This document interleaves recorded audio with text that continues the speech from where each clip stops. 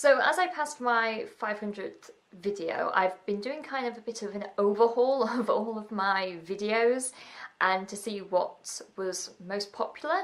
I was particularly looking at the beauty side just because I was kind of interested in what worked and what didn't.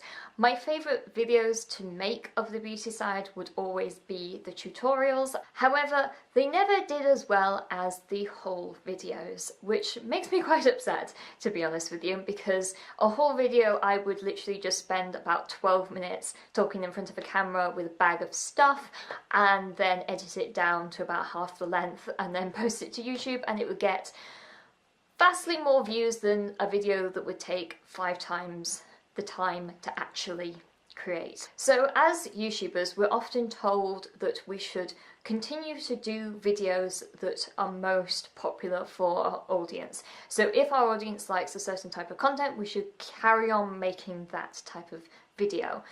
And that was fine for me for quite a while. And even though I was doing haul videos and products I used up hauls, eventually I hit a wall with them and realised I just didn't like doing this at all. I thought that they were incredibly boring in terms of my perspective, even though they were getting more views. So I was boring myself, and I often think that you as a creator is sometimes the best judge of what works for your channel. If you're bored by it, everyone else is bored by it as well. Mainly not making these videos anymore because I am reducing the amount of stuff that I'm buying, and also I'm not buying things for the sake of making a haul video.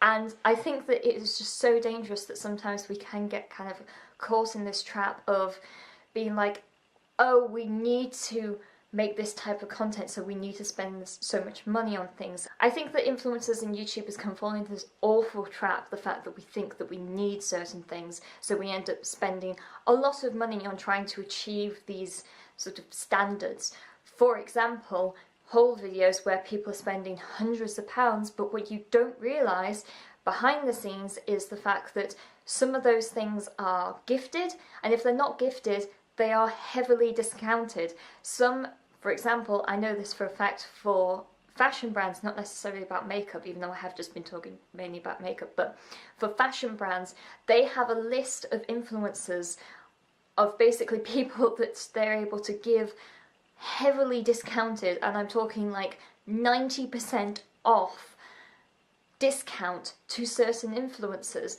And because money was transferred from the influencer to the company and it was a discount, not a gift or a sponsorship, they didn't have to declare it as being a gift or a sponsorship. So you have this never-ending cycle of seeing big YouTubers having all of this stuff to have in hauls, but the vast majority of it is either gifted or at a heavily reduced rate.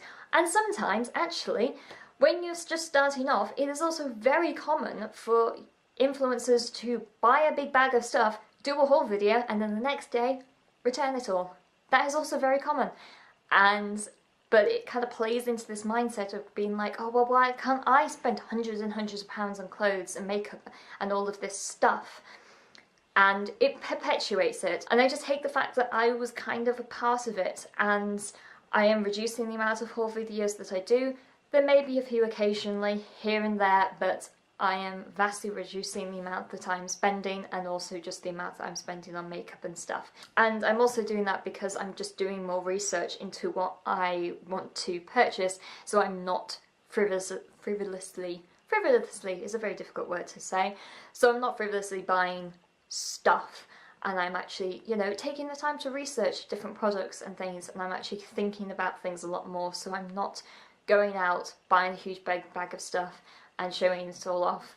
I will leave a video by Lex Croucher in the description who goes through some more of the more ethical implications about haul videos. Mine's kind of more your personal perception and how you think of it, rather than the wider issues. I really do recommend that because she touches on a lot of the issues with fast fashion and hauls and that kind of thing.